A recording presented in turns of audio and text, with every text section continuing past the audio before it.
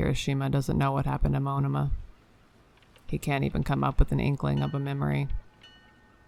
He feels a little bad now that his head is clear, but in the moment he left, he feels he was blinded. There was nothing but an overflow of emotion that both heightened and dulled his senses, leaving him in a strange, tumultuously liminal state. He walked until the sun set and the air chilled, and he figured he should find a place to lay for the night. So he's here now, in a truly awful-looking pub, occupied with sad sailors and sad bankers and merchants and the like. There isn't even music playing, but there's an inn upstairs, and Kirishima has a coin purse full of earnings from being a part of Bakugou's crew. So he'll take the dismal atmosphere for what it is. He sloshes around the beer at the bottom of his mug and ignores everyone as much as they ignore him. What the ever-living hell was he supposed to do now? He sighs and throws his change on the counter, heading up to sleep until he can't sleep anymore. Of course, sleep isn't what comes.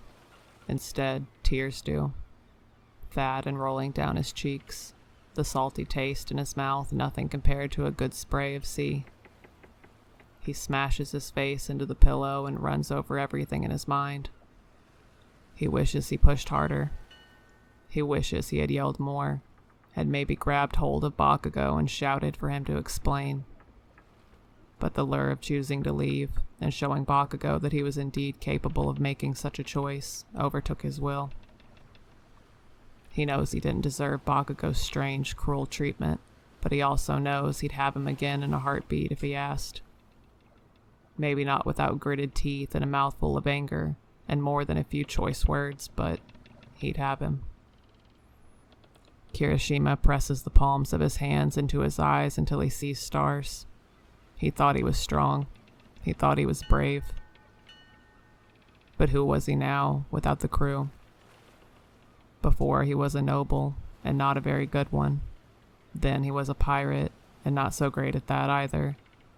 But he supposes he's really stuck somewhere in between, and hasn't a clue what to do about heartbreak. Thinking isn't getting him anywhere. He sighs again, out of frustration. He can't make sense of it, and he's sure if he thinks about it too much, he'll just fabricate reasons for things that mightn't exist, and then he'll really be in some delusional swing of emotion. So instead, he decides to close his eyes and let it hurt. It hurts in the morning. His eyes are swollen and they sting, and he's dehydrated from both sobbing and the alcohol he had the night before. Maybe he hates him.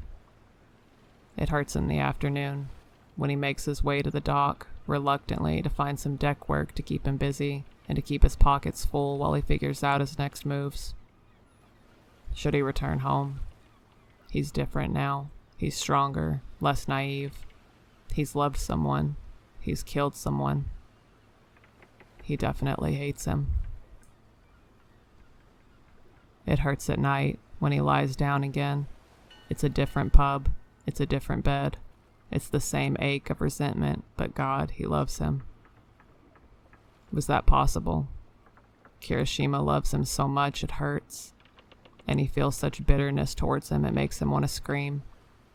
He's embarrassed and ashamed for being toyed with so easily, both body and heart.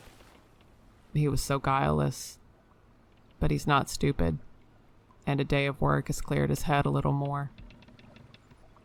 There's no way Bakugou could fake the bits and pieces of his soul he bared to Kirishima alone. There's no way he could fake such a tender gaze, no matter how much he tried to hide it.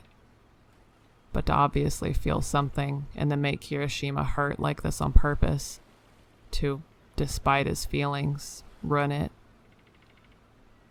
Kirishima grits his teeth. Why? Was he really so horrible? Maybe it's love sickness, but Kirishima can't quite believe it. There had to be something else. Kirishima hopes at least he's feeling regretful. He hopes dolorously that the captain is suffering from his impulsive behavior.